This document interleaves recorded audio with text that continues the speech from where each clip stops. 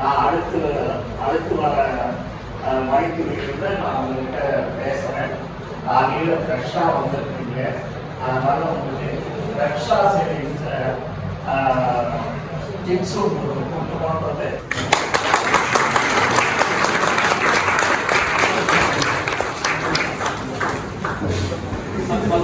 மாற்ற முடியாதுங்கிறாரு.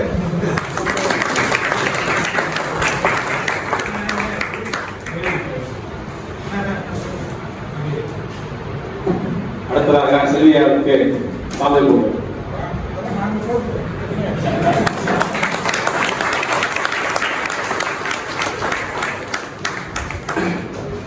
அடுத்தபடியாக அபிராமி சேகர் ஐயா அவர்களுக்கு கருணாநிதி அவர்கள் சொந்தமான நினைப்பார்கள். நினைவு பரிசு வடிவேல் ஐயா இருப்பார்கள்.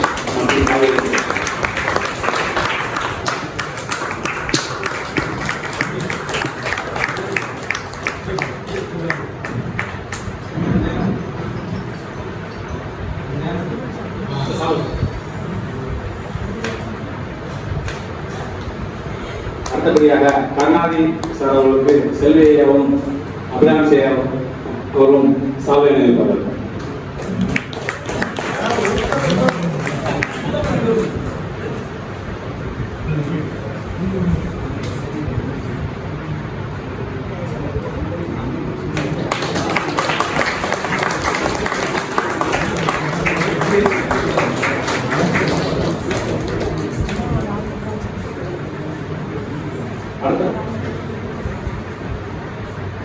அடுத்தபடியாக செல்வி ஐயா அவர்கள் வடிவேல் ஐயா அவர்களுக்கு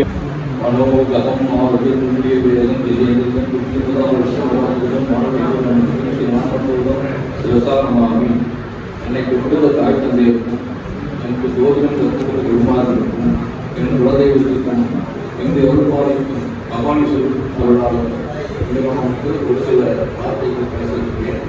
நானும் உங்களை போல ஒரு ஜோதிட மாணவன் தான். நான் பெரிய அறிவாளி பெருசா தெரியாது. எனக்கு தெரிஞ்சதை உங்களுக்கு சொல்லிக் கொடுக்கணும், அவ்வளோதான். அதனால நான் எல்லாம் கற்றுன்னு தெரியாது. எனக்கு ஜோதிடம் கற்றுக் கொடுத்த குருநாதர் சத்திரமல்லூர் பாலகிருஷ்ணன் ஐயாவும் மணிகத்தன் ஐயாவும் அவர் திருப்பாலை கொடுக்கும்.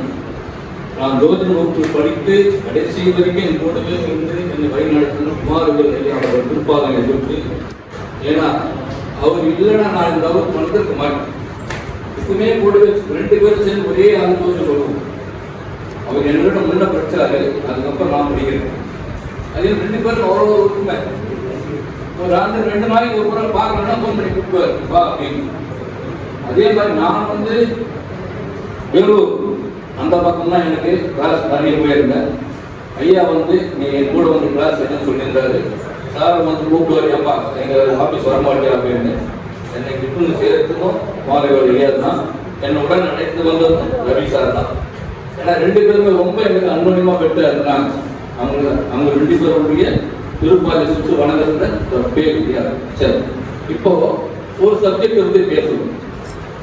இப்போ ஒரு திருமண பொருத்தத்தை பற்றி பேசணும். 10 பொருத்தத்தை பார்த்து திருமணம் செய்யலாமா செய்யக்கூடாது? 10 பொருத்தத்தை பார்த்து திருமணம் செய்யலாமா செய்யக்கூடாது? சொல்லணும். சரி சொல்லணும். சரி, 10 பொருத்தம் இல்லை அப்படின்னா திருமணம் செய்யலாம் என்ன? திருமண பொருத்தத்துல முதல்ல தினப்பொருத்தம் கொஞ்சம் அட்வான்ஸா தான் இருக்கும். நல்லா உள்வாங்கிட்டுங்க, குறுக்கிட்ட ஈஸியா இருக்கும். அப்ப திருமண பொருத்தம் பார்க்க சமயத்துல 2 ஜாதகத்துக்கு ஒன்னா நினைக்கிறோம். மேட்ட சொன்ன மாதிரி 2 ஜாதகம் ஒன்னா நினைக்கிறோம். வாழ்க்கை சிறப்பாக நினைக்கிறோம். தினப்பொருத்தமே இல்லை. அந்த தினப்பொருத்தம் எதை வச்சு இருக்கிறாங்க சாமி? நட்சத்திரம் வச்சு இருக்கிறாங்க. அந்த நட்சத்திரம் 3, 5, 7வது நட்சத்திரம் வதை நட்சத்திரம் சொல்றோம். அந்த வதை நட்சத்திரம் எப்படி எடுத்தாங்கன்னு பாத்தீங்கன்னா உடைப்பட்ட நட்சத்திரம் தான். அஸ்வினி, பரணி, கிருத்திகை, ரோகிணி, மிருகசீரம், திருவாதிரை, புனர்பூசம். பாருங்க, ஒரு நட்சத்திரம் இருந்து 3வது நட்சத்திரம், 5வது நட்சத்திரம், 7வது நட்சத்திரம் வதை நட்சத்திரம். இந்த வதை நட்சத்திரம் ஒரே பாதமாக இருந்தால், 7வது நட்சத்திரம் ஒரே பாதமாக இருந்தால் ஆணுக்கும் பெண்ணுக்கும் சேர்த்து வருகிறார். சரி, சேர்க்கணும் அப்படின்னா புதன் சமாதான கிரகம். புதன் சமாதான கிரகம். பொதுவாகவே புதன் சமாதானம் சஞ்சய் பண்றதுக்கு சமாதான. அப்போ 2 பேருடைய ஜாதகத்திலையும், ஆண் பெண் 2 பேர் ஜாதகத்திலையும் 1, 5, 9, 3, 7, 11 இருந்ததுன்னா அவங்களுக்குள்ள புரிதல் இருக்கும். இந்த புரிதல் எப்படி இருக்கிறதுக்காக நம்ம ராமானுஜன் இன்ஸ்டியூட்ல ஒரு சாஃப்ட்வேர் போட்டிருக்காங்க. அந்த சாஃப்ட்வேர்ல நீங்க திருமணம் போட்டீங்க அப்படின்னா ஆணுடைய புதனும் பெண்ணுடைய புதனும் டார்கெட்டா இருந்தால் கருத்து வேறுபாடுகள் பிரிவார்கள். 1, 5, 9, 3, 7, 10 இருந்தால் சிறப்பாக இருப்பார்கள். ஒரு சப்ஜெக்ட் இருக்கு. நம்ம இன்ஸ்டியூட்ல இருக்குது. நான் எங்கேயும் போய் கத்துக்கல. நம்ம இன்ஸ்டியூட்ல இருக்குது. நம்ம போய் எங்கேயும் போய் கத்துக்க அவசியம் ஒன்றும் இல்லை. சரிங்க. அதுக்கு அடுத்தது முக்கியமா போட்டுக்கிறாங்க ரச்சி பொருத்தம் பார்க்கறாங்க. ரச்சி பொருத்தத்துக்காகவே 3 நாள் தூங்க உடனே எனக்கு மாதங்கள் சார். எத்தனை நாள்? 3 நாள் தூங்க உள்ள. அவருக்கு ஒரு கஸ்டமர் வந்தாங்க. காஞ்சிபுரம் ஃபேமஸான ஆளு, 2 பேரும் டாக்டர். ரத்தி பொருத்தம் பார்க்குறாங்க, நல்லா இருக்கிறாங்க. அவருக்கு தெரிஞ்சு போச்சு. என்ன போன் பண்ணி மம்பிடிக்கிறார். கூப்பிட்டு ரத்தி பொருத்தம் 2 பேருக்கு இருக்குது, கல்யாணம் பண்ணியிருக்காங்க, முன்னாள் பண்ண மாட்டாங்க. அன்னைக்கு பிச்சுக்கிற 3 நாள் வந்து அதுக்கப்புறம் 3ஆவது நாள் நானே போயிட்டு ஒன்றும் இல்லை சார், அவங்க வச்சு எந்த உடல் பாவத்தை குறிக்கிறதோ அந்த பாவத்துல பிரச்சனையை கொடுக்கும், வேற ஒன்றையும் பண்ணாதுன்னு. ஆமா அப்ப நீ சொன்னது கரெக்ட் தான். தொண்டையில பிரச்சனை அவங்க அஸ்தம் ரோமி துருவணும். அதுக்கப்புறம் தான் அவங்க என்ன பண்ணாரு, எங்க எடுத்துன்னு கேட்டார். சார் எங்கேயோ தேடி கண்டுபிடிச்சேன் சார், கரெக்டா சொன்னதுன்னு. சரி கரெக்ட். எதுக்கு சொல்றேன் அப்படின்னா, என்னை ஊக்குவிக்கிறதுக்கு ஒவ்வொருத்தரும் ஒவ்வொரு ஸ்டேஜ் இருந்துருக்காங்க. அதே மாதிரி சரி இது யோனி பொருத்தம் இல்லை. யோனி பொருத்தம் இல்லை. 2 பேர் லட்சம் யோனி பொருத்தம் இல்லை. சேர்க்கலாமா? ஏங்க சுக்கரனும் செவ்வாயும் ஒரே வீட்டுல சேர்ந்துட்டு போயா?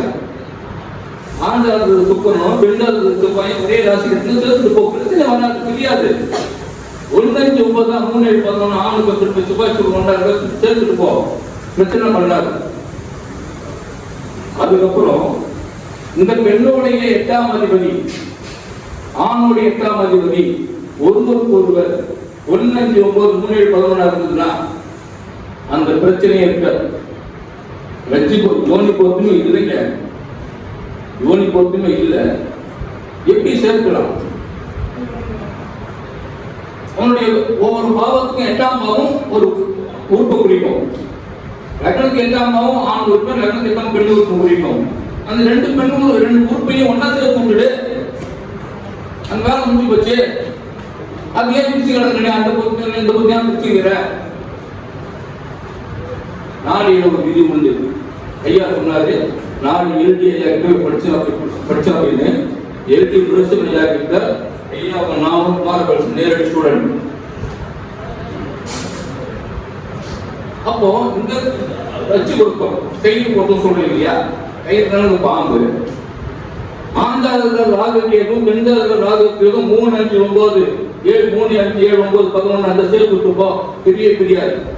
இது பூர்வ ஜென்ம வாசனை. ஆண்டாளர்கள் ராகுக்கும் பெண்தாளர்கள் கேதுக்கும் 3, 7, 11, 1, 5, 9 இருந்ததுன்னா சேர்த்து விட்டுப்போ பெரிய தெரியாது. இது பூர்வ ஜென்ம வாசனை. சரிங்க. கூட சனி சேர்ந்திருந்தார். இவன் கர்மா சொன்னாரு, கர்மா அப்படின்னு சொன்னாரு. அந்த கர்மா அப்போ முன் பிறவில நீ குருவா இருந்தியோ, பூச்சியா இருந்தியோ, மனிதனா இருந்த எப்படி இருந்தியோ அந்த பிறவிலையும் அவள் கணவன் மனைவா இருந்தவள் தான் இந்த பிறவிலும் கணவன் மனைவா இருக்கிறாள்.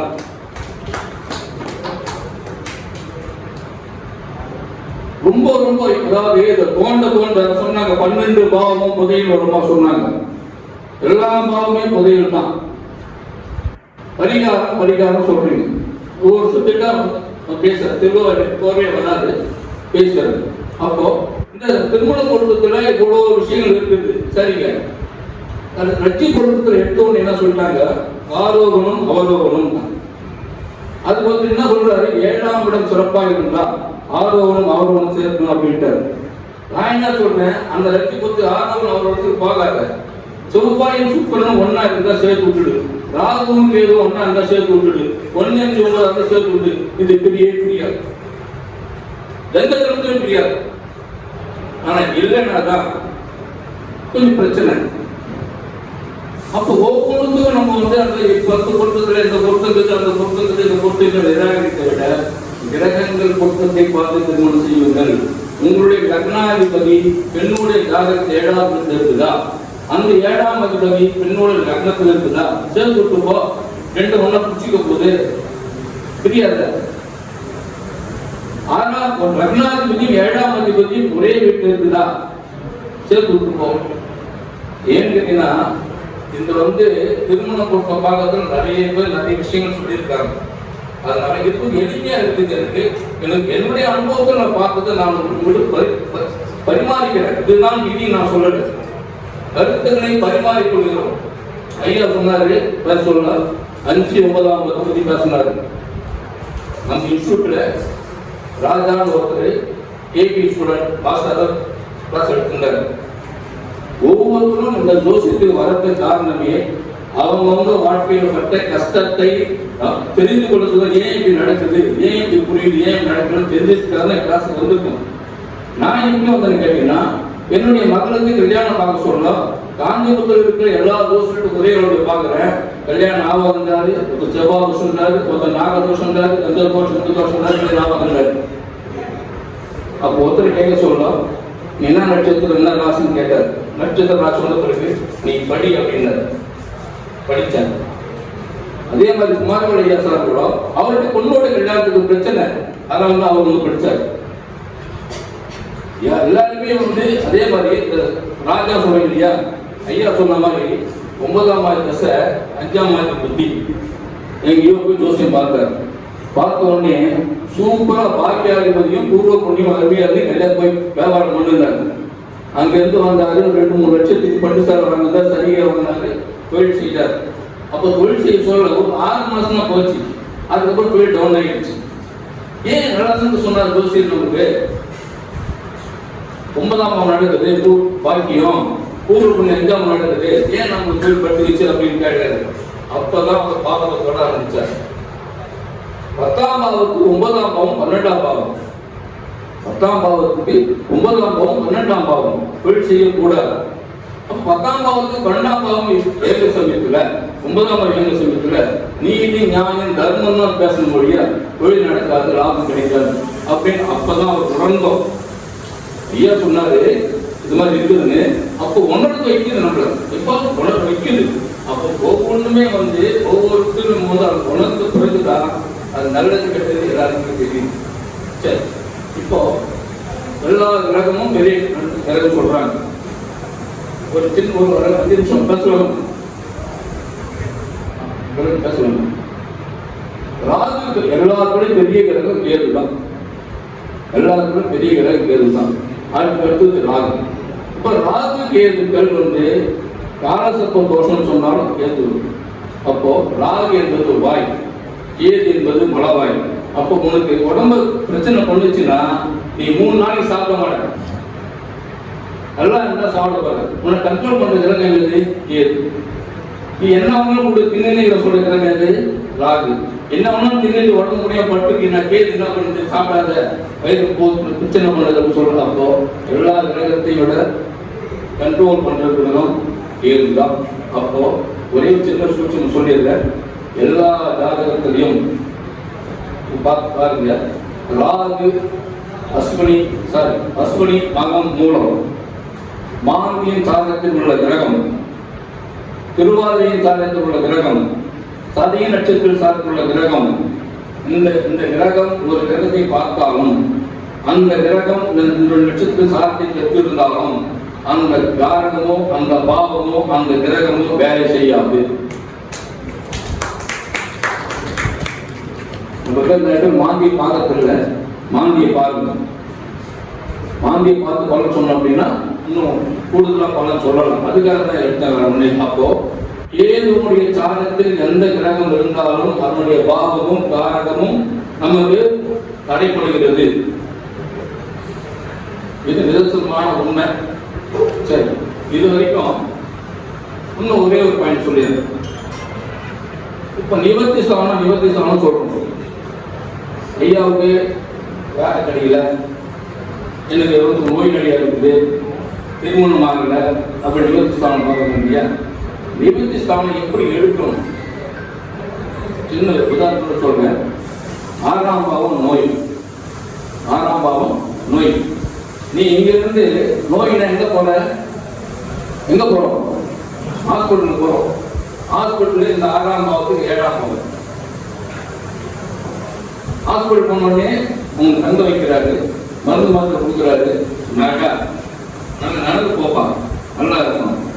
பாகம் 12 காலபுத்தத்துக்கு 12ஆம் இடம் பாகம்.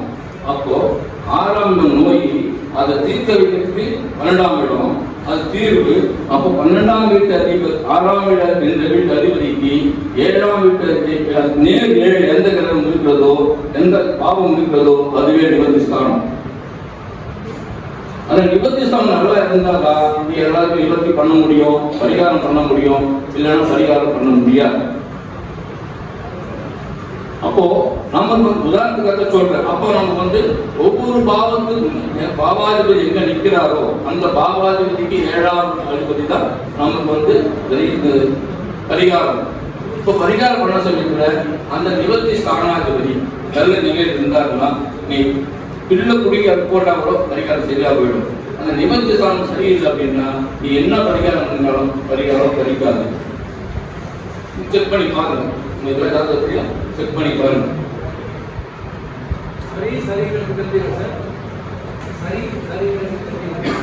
நினைவு பரிசு வாங்குவார்.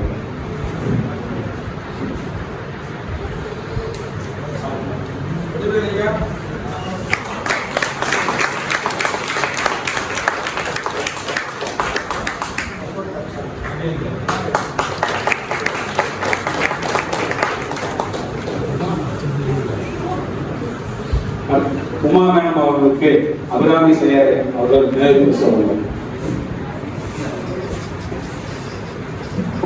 சாமி நினைப்பார்.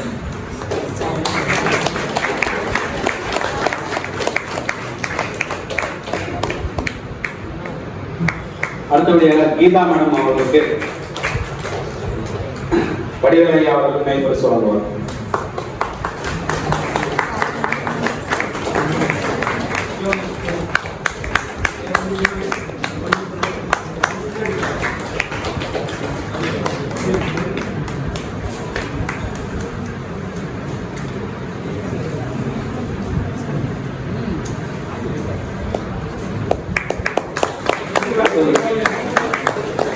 அடுத்தபடியாக நீலகண்டன் சார் அவர்களுக்கு செல்வியா அவர்கள் நினைவு பரிசு வழங்குவார்.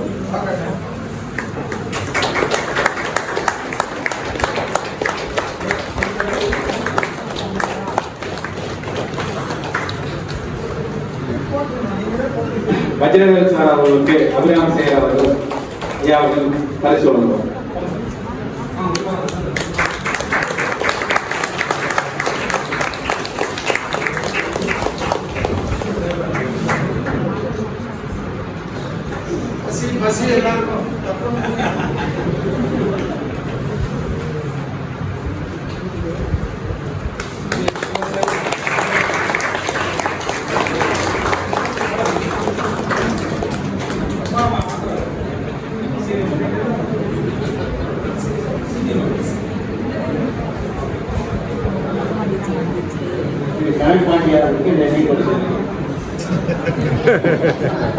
கனகபாண்டியா சொன்னாங்க.